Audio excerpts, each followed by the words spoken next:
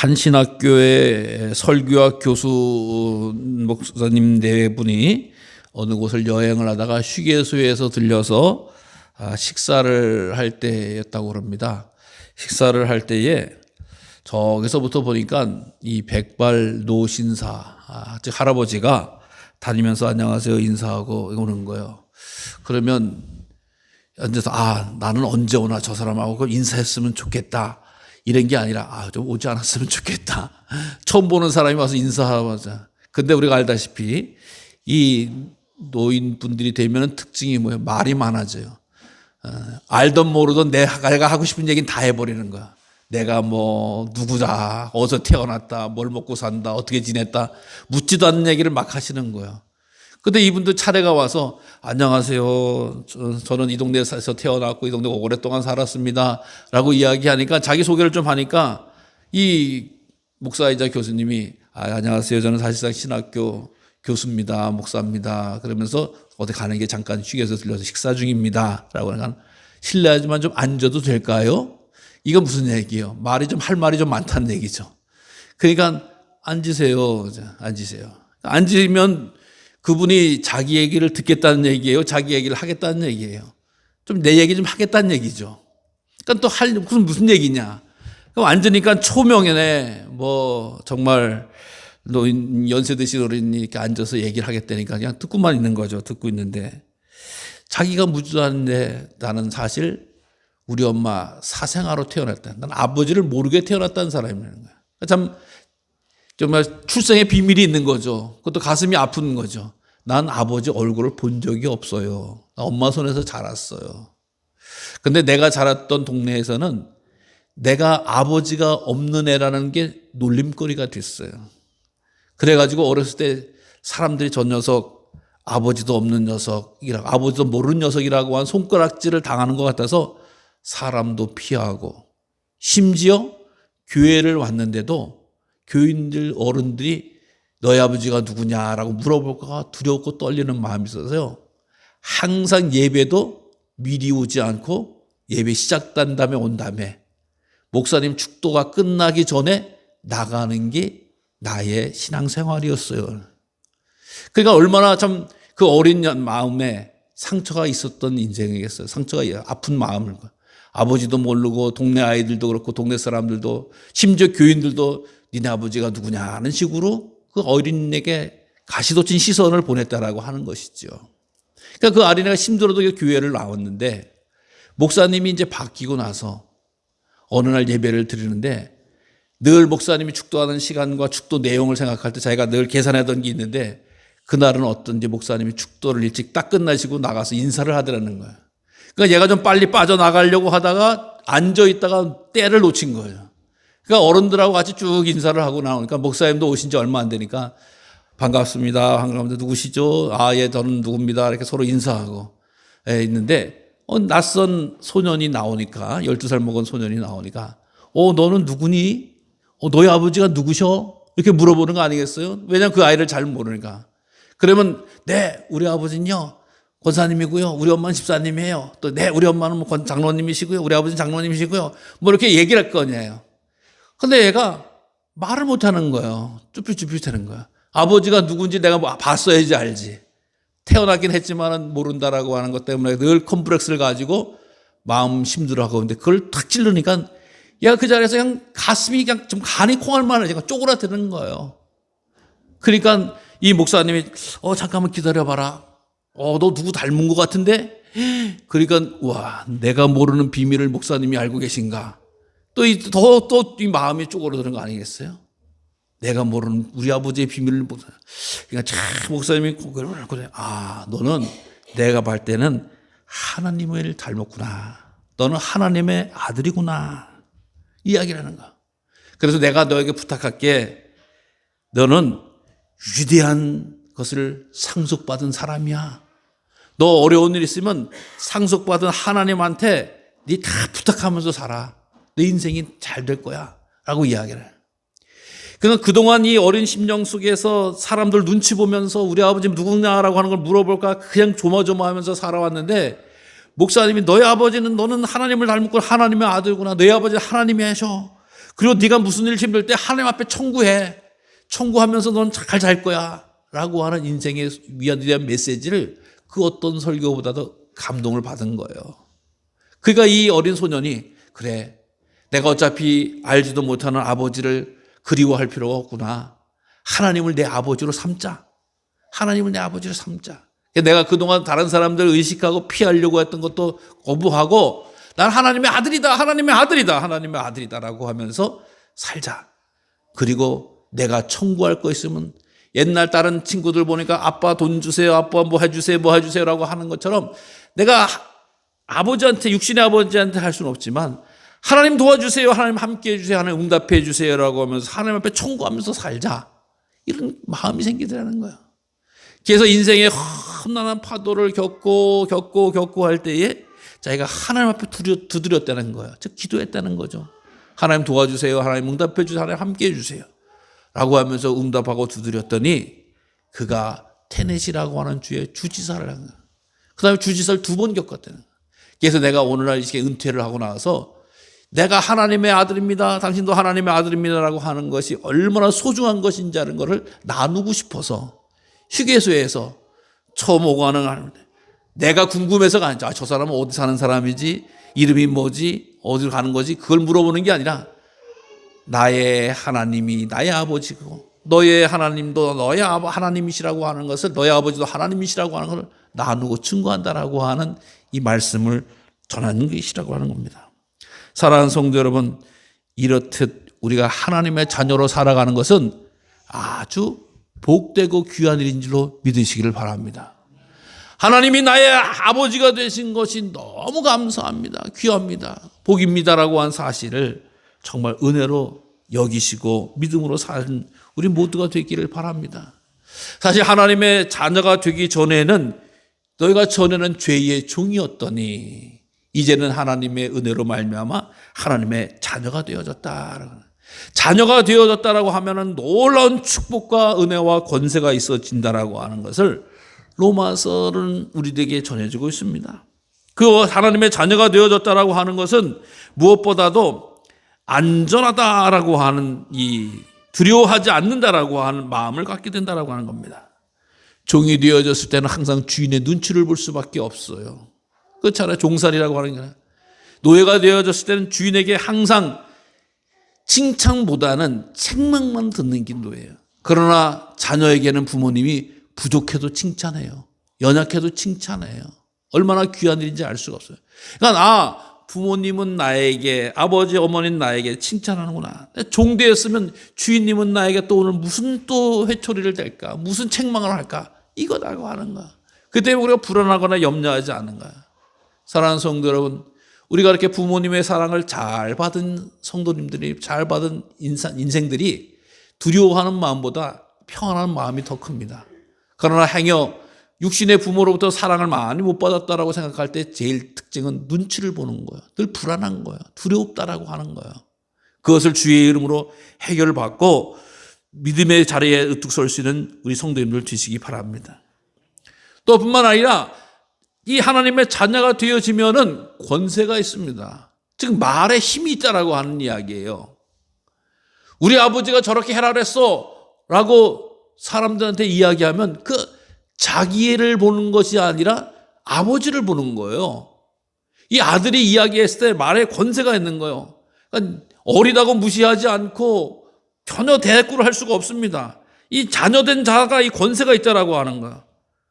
자녀들은 권세를 가지고 있다라고 하는 거야. 그래서 하나님의 권세로서 일할 수 있고 살아갈 수 있는 것이 하나님의 자녀된 자의 모습이라고 하는 거야. 그리고 또 항상 친밀한 모습을 갖게 되어지고 좀 가장 가까운 모습으로 살아갈 수 있는 것이 자녀들에게 대한 축복이라고 하는 겁니다. 그 다음에 또 우리들이 살아가는 동안에 확신 가운데 거하게 되어진다라고 하는 거야. 성령이 친히 우리의 영과 더불어 우리가 하나님의 자녀인 것을 증언하신다. 확신하면서 당당하게 살아가게 되어지고 또 자녀가 되어졌다라고 하는 것은 그 부모의 재산을 상속받으면서 살아간다라고 하는 거예요. 지금이야 우리가 이 사회가 변화되어져서 어떻게 보면은 상속이라고 하는 문화가 동서양을 막론하고 다 많이 약해졌죠. 특히 한국 교회도 상속의 문화가 계속 이어져 있습니다만은 사실상 우리가 아시다시피 상속할 수 있는 게 많지 않죠. 이 상속이라고 하는 것이 사실 서양에서도 알다시피 부모의 것을 전하게 주는, 그래서 상속이라고 하는 것이 재산을 주는 것뿐만 아니라 아버지가 왕이면 아들이 왕인 거야. 이 상속이 되는 거야. 지위가 상속이 되는 거야. 아버지가 노예면은, 종이면은 아들이 종이 되는 거야. 상속이 되는 거예요. 그러니까 하나님의 아버지라고 상속되어진다라고 하는 것은 놀라운 권세와 축복을 받게 되어진다라고 하는 것입니다. 여기까지 좀 좋은 이야기라고 할 수 있지만 또 자녀가 되어졌다라고 하는 것은 연단을 받습니다. 아까도 얘기했지만 왕이 되어져서 자녀들을 왕 권세를 갖게 되어진다라고 하지만 그냥 왕을 두질 않아요. 여러분, 우리가 알다시피 훌륭한 부모님은 자녀들을 잘 연단시켜요. 오냐오냐 하지 않습니다. 우리가 알다 항상 짐승 같은 경우도 독수리 같은 경우도 올라가서 떨어뜨린다, 고라니 같은 것도 떨어뜨린다, 사냥하는데 연습을 시킨다라고 하는데 만만하게 시키진 게 아니에요. 여러분, 자녀들을 가만히 냅두고 자기의 권세를 두는 부모가 어디 있어요? 나보다 더 훌륭할 수 있도록 훈련시키는 게 부모예요. 훈련시키는 게 부모예요. 그래서 훈련시켜서 그 자리를 가질 수 있는 자녀가 되어졌을 때에 자기의 권세도 물러주고 이렇게 이어질 수 있도록 해준다는 거예요. 연단을 반드시 시킵니다. 그냥 오냐오냐만 하지 않습니다. 그리고 또 특별히 주님의 자녀로서의 갖게 되어지는 것은 말씀대로 고난도 함께 받는다. 예수님께서도 말씀하셨죠. 나를 따르거든 자기 십자가를 지고 따르라 라고 말씀하신. 즉 모든 길에 있어서 좋은 것만 이어받게끔 하는 것이 아니라 때때로는 그리스도의 형제 자매이기 때문에 고난도 받는 것이 우리들의 모습이다라고 하는 거예요. 오늘 우리 성경은 우리에게 당신들은 하나님의 자녀다라고 하는, 하나님의 자녀다라고, 정말 거룩한 자녀로 거룩한 신분의 변화를 우리에게 이야기해 주고 있는 거예요. 그러면 하나님의 자녀는 어떠한 모습을 가지고 살아야 되는가라고 하는 거예요. 하나님의 자녀는 무엇보다도 첫째, 사랑을 보면서 살아야 된다. 하나님의 사랑을 보면서 살아야 된다. 좋은 부모가 되어지고 좋은 자녀가 되어졌다라고 하는 부모님의 사랑을 볼 줄 아는 거예요.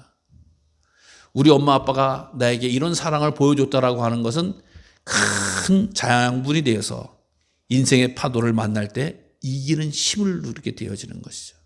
그래서 부모된 자는 하나님께서 자녀들에게는 하나도 아깝지 않고 그냥 사랑을 부어주게끔 만드시는 거예요. 우리 오랜만에 정말 애기들 와가지고 얼마나 감사해요. 그냥 그 애기 때 보면 쪽쪽 빨고 달고 삼키고 그냥 다 이거 입히고 모든 걸 다 해주면서 사랑으로 양육하잖아요. 네.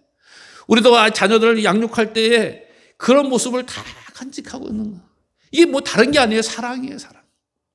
이 사랑이라고 하는 것이 위대한 힘을 가지고 있고 축복이라고 하는 거예요. 하나님의 사랑은 우리가 예수 안에서 발견할 수 있는 거죠. 하나님의 사랑이 피상적인 게 아니라고 하는 거예요. 구체적으로 하나님이 세상을 이처럼 사랑하사 독생자를 주셨으니, 그러니까 예수님을 사랑했기 때문에 주셨다라고 하는 거야. 근데 잘못 생각을 하면은 우리가 사랑을 받을 만한 조건이 되어져서 사랑을 받을 만한 자격이 되어졌다라고 하는 착각을 일으킬 때가 얼마나 많은지 알 수가 없어요. 몇 년 전에 나왔던 영화 중에 크레모 대 크레모라고 하는 영화가 있다고 그럽니다. 그 영화의 줄거리는 그래요. 같이 부부가 이렇게 있다가 생활을 하면서 있다가 이 엄마가 갑자기 집을 나간 거야. 그러니까 남편은 얼마나 황당하겠어. 같이 부부가 일을 해서 먹고 살고 자녀들 키우고 있는데 이 부인이 갑자기 집을 나간 거야. 웬일인지 모르고 알 수가 없는 거야. 그러니까 아내의 빈자리, 엄마의 빈자리가 얼마나 크겠습니까? 갑자기 비었으니까. 근데도 그냥 이 아이들 키우기 위해서, 아들 하나를 키우기 위해서 열심히 일하고 아이에게 부족한 걸 채워주려고 노력하고. 그래도 빈자리가 엮여졌어요. 그래도 어쨌든 정말 애쓰고 수고해가지고 그 어머니 또 아내의 빈자리가 거의 채워져 나갈 쯤, 어느 정도 삶의 균형을 이루어야 될 때쯤 살아가게 됐는데 오늘 갑자기 아내이자 엄마가 나타난 거야. 그러면서 하는 얘기가 이 아들을 자기가 데리고 가겠다는 거야. 무슨 소리야 이게? 예? 내가 지금 얘를 키우려고 얼마나 애를 쓰고 힘들었는데 이제야 겨우 이제 사서 키울 수 있게끔 되어졌는데 얘를 데리고 간다고? 있을 수 없어. 아, 그래? 그럼 난 법적으로 할 거야? 이 여자가 딱 하는 거야. 그러니까 이 남편이 변호사하고 이야기를 하는 거야. 이 여자가 갑자기 나타나는 이게 말이 되냐? 친권이고 이거 뭐 내가 다 갖고 양육해야 되지 않냐라고 이야기하니까 변호사가 이게 지금 우리들의 법에 의해서는 엄마가 키우는 게 더 낫다라고 판결을 내릴 수 있습니다. 당신이 유리한 것만이 아닙니다. 그동안 당신의 수고가 정말 귀하지만 그렇게 될 수 있으니까 어떻게 하면 좋냐. 그러면서 이 변호사가 하는 얘기가 종이를 놔두고 종이를 주고 A4 용지를 주면서 쭉 반을 자르는 거야. 반을 잘라서 이쪽에는 아이를 키워서 잃어버릴 손해보는 게 뭐가 있는지 지금 당신이 손해본 게 뭐가 있고 이쪽에서는 아이를 키워서 유익한 게 뭐가 있는지 한번 적어보세요. 여러분 자녀 키우면서 손해본 거 많잖아요. 먹고 싶은 거 먹고 자고 싶은 거 못 자고 가고 싶은 거 못 가고 친구 만나고 싶은 거 엄마 보고 싶은 거 뭐 어디가 못 하고 싶은 게 손해보는 게 너무 많잖아요. 자녀들을 키우면서. 근데 자녀들을 키우면서 뭐가 유익됐나라고 하면은 얘 키우면서 내가 뭐가 좋았더라. 그냥 뭐 기뻤어요. 뭐 행복했어요. 뭐 그거 마치 구체적으로 얘가 뭐 내가 키울 때 그 한 7, 8살, 9, 10살까지 뭐 엄마가 어디 간다고 효도 여행을 보내줄 것도 아니고 용돈을 줄 것도 아니고 무슨 뭐 말도 잘 들어먹는 것도 아니고 뭐 안마도 제대로 해주는 것도 아니고 별거 없어요. 별거. 근데 정말 한심하잖아요. 자녀 때문에 손해본 건 많은데 이득된 게 별로 없는 거야. 그래서 그 아빠가 아이의 얼굴을 툭 쳐다보면서 야 정말 얘가 나한테 이렇게 득이 되는 게 없었나 라고 생각해 봤더니 아닌 거예요. 이 자녀를 통해서 사랑을 받은 거예요. 사랑을 준 거예요. 아, 이 자녀에게 사랑해 줄 수 있다라고 하는 건 사랑 앞에서 무슨 손해가 있고 이득이 어디 있어. 그냥 사랑한 거지. 그냥 사랑 자체인 거지. 그 사랑이 최고인 거지. 거기 사랑을 계산할 수 있는 게 아니래요. 나는 그냥 얘를 사랑했을 뿐이야. 그래. 감사하다, 감사하다. 이렇게 이야기했다라고 하는 겁니다. 여러분, 사랑한다고 하면은 귀한 것을 포기할 수도 있고 내려놓을 수 있는 거 아니겠습니까? 여러분, 우리가 주님 하나님께서 우리를 사랑하셔서 독생자 예수를 보내주셨는데 그 예수님을 믿으라 해서 우리에게 권세와 능력과 축복을 주셨는데 예수님을 믿으면 마치 손해를 보는 것 같아. 예수님을 믿으면 마치 뭘 해야 하는 것 같아. 자기 중심으로 생각하네. 아니라고 하는 거야. 하나님 그냥 손해보시면서 우리를 사랑해 주셨기 때문에 예수님을 보내주시고 예수 믿는 우리들을 자녀 삼아주셔서 똑같은 은혜와 사랑과 축복으로 허락해 주신다라고 하는 사실을 기억하시기 바랍니다. 그래서 오늘도 영원히 우리는 주님의 사랑을 받는 존재로서 살아갈 수 있는 것이고 그 하나님의 사랑을 발견하고 만나는 은혜가 있으시기를 바랍니다.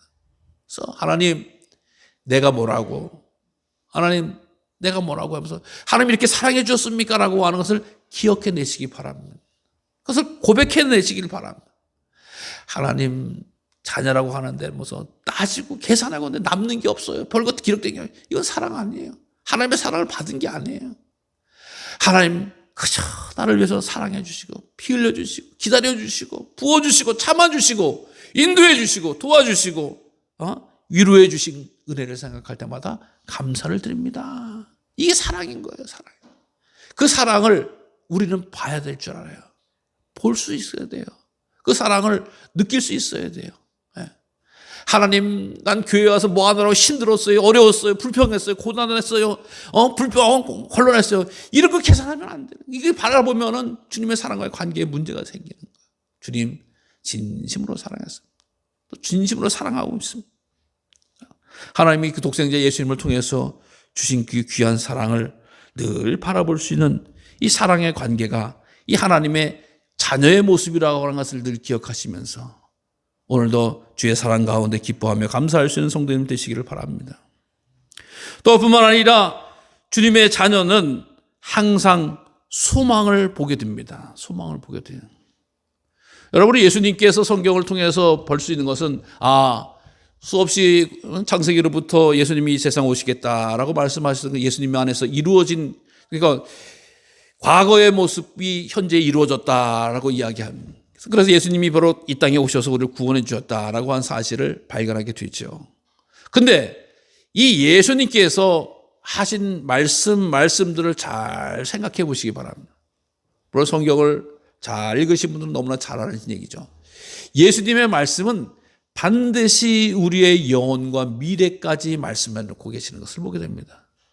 즉 우리가 내가 모르는 것, 내 뒤에 넘어 있는 것, 우리 죽음 이후에 있는 문제라든가 장래의 일이라고 하는 것에 대해서 영원까지 말씀해 주신 분은 예수님 말씀밖에 없어요. 사실 우리 인간은 궁금한 게 많아서 이 새해가 되면은 올해 운수가 어떨까, 내 취업이 어떨까, 뭐가 어떨까, 그거 궁금한 것 같은데 그거에 주님 관심한 것이 아니라 영원한 세상에 대해서, 장래에 대해서, 죽음은 어떻게 될 것인가라고 하는, 우리의 인생의 마지막이 어떠신가라고 하는 것에 대해서 끊임없이 예수님은 말씀해주고 생생하게 선포해주고 있다는 사실을 기억하시길 바랍니다.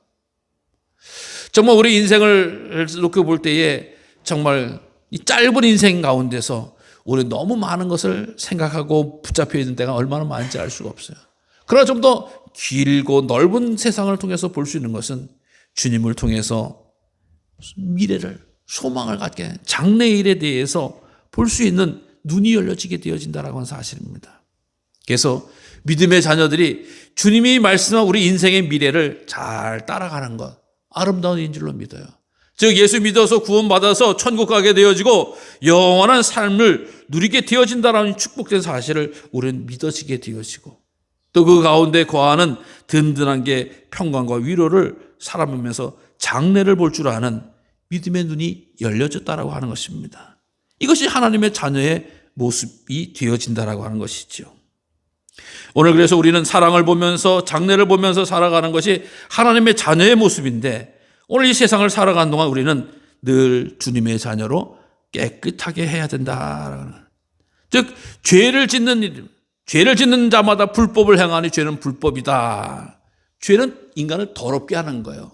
우리 죄로부터 멀어져야 되는 거예요. 죄라고 하는 것은 하말티아라고 하는 말을 쓰잖아요. 이것이 이제 그 히브리어로 하말티아라고 하는 건데, 이게 관역에서 벗어났다라고 하는 표시거든요. 화살에 동그란, 우리나라는 화살을 잘 쏘는 나라니까 양궁에 대해서 그 동그란 표 안에 가운데 딱 들어가면 10점이지만 거기서 벗어나면 점수도 안 나오는 거예요. 근데 그것을 벗어났다라고 하는 것이 죄다라고 하는 거예요. 즉 하나님께서 정해놓으신 것을 벗어난 것이 죄다라고 하는 거예요. 이것이 죄에 대한 개념이 들어오기 시작한 것이 이제 율법을 통해서 들어온 거죠. 즉 모세가 10계명을 받고 율법을 통해서 하나님께서 이렇게 하라, 이건 하지 말라라고 하는 것. 613가지의 율법이 있다라고 이야기해서 그것을 벗어나면 죄다라고 하는 것.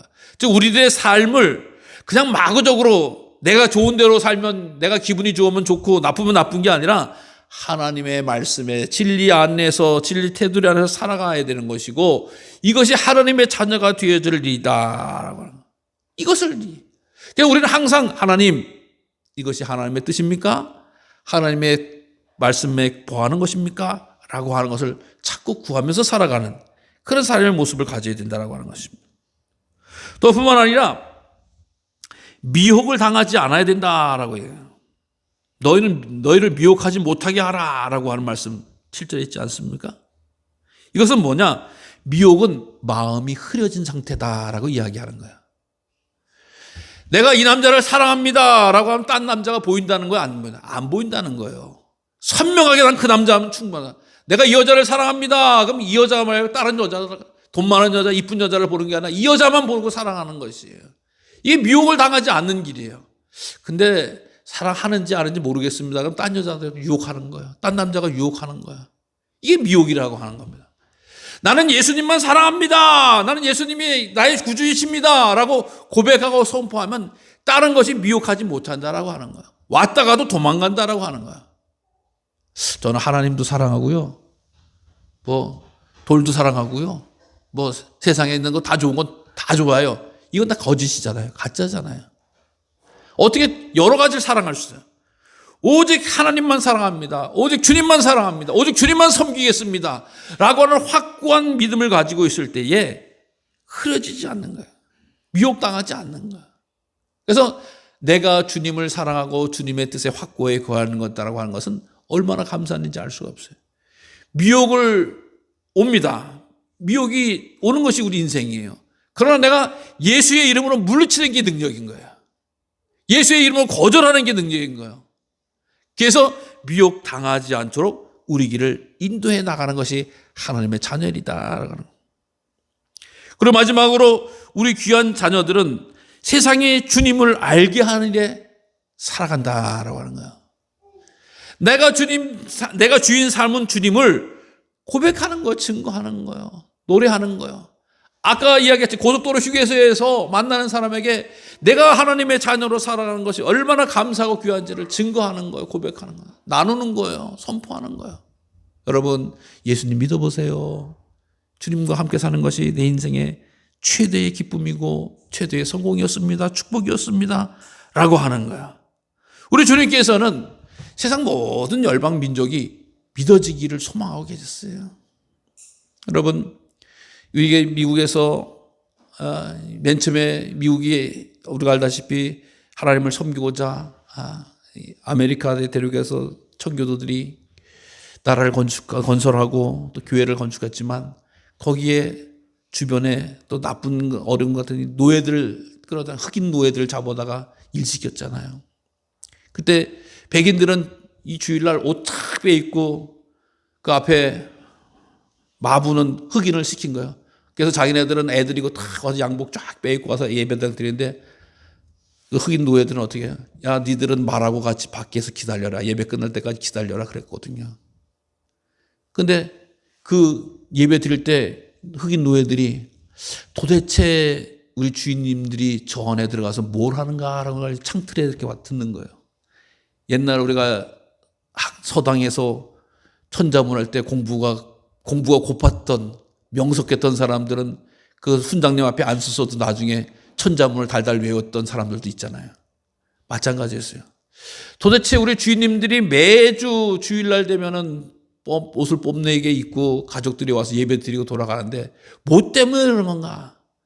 창틀에다 놓으니까 말씀이 들리고 찬송이 들리는 거예요. 그 찬송이 다른 것이 아니잖아요. 세상 모든 사람을 구원하러 예수님이 오셨다라고 하는 거. 지금 백인들은 우리를 짐승 취급하지만 나는 사람인데, 내가 아는데 이 예수님이 정말 우리 같은 흑인들을, 우리 같은 노예들을 구원하시기 위해서 오셨다라고 믿어진 거예요. 믿는 은혜를 받은 거. 그래서 백인의 눈으로 보면 노예고 흑인이 될지 모르지만 주님의 은혜로 보면 나도 하나님의 자녀다라고 하는 것이 믿어지고 깨우쳐지는 거예요. 그래서 어떻게 됐어요? 흑인들이 당분간 예배당에 들어오지 못하더라도 자기네끼리 우리는 해방됐다는 거예요. 왜? 예수님이 우리를 구원해 주셨기 때문에. 주인으로부터 착취를 당하고 억압을 당하고 고통을 받지만 우리는 주님을 찬양하고 우리는 주님을 예배해야 될 이유가 있다라고 하면서 흑인 영가가 나오기 시작하고 흑인 교회가 세우기 시작하고 예배를 드리기 시작했다라고 하는 거예요. 여러분, 마찬가지로 우리나라 이 조상들 가운데서도 이 미국으로 가서 목화 농장 가가지고 멕시코 농장 가가지고 정말 심한 고통을 받았던 우리 민족도 얼마나 많은지 알 수가 없는데 그분들도 그곳에 가가지고 예배 드리면서 주님 만나고 은혜 받고 힘을 얻어서 그 혹독한 그 일을 겪어 나가면서 승리했던 사람들이 이야기가 많이 있습니다. 여러분, 주님의 소식, 주님께서 구원자가 되시고 세상 모든 백성들은 주님을 믿어서 구원받게 해야 된다는 사실이 전해지고 들려질 때에 사람들은 힘을 얻게 되어지고 소망을 누리게 되어지고 천국문이 열리는 은혜를 누리게 돼요. 그래서 이 땅의 고난과 고통이 아무리 힘들고 어려울지라도 딛고 일어설 수가 있었다는 거예요. 싸워서 승리할 수가 있었다는 거예요. 왜? 하나님의 은혜를 기억하고 누가 말해도 나는 하나님의 자녀구나 라는 사실이 그의 가슴을 뛰게 했고 그의 심장을 채우기 때문이라고 하는 것입니다.